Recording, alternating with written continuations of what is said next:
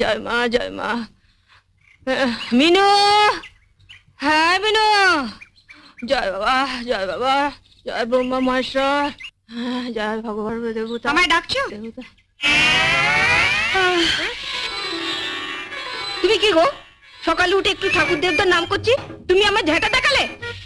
উঠুন ঝাড় দিচ্ছিলাম, তো হাতে ঝাঁটা থাকবে না তো কি রজনীগন্ধা স্টিক থাকবে? আচ্ছা হলো তো, এখন বলো কি বলবে। শুনলে তোমার বোনের কথা শুনলে?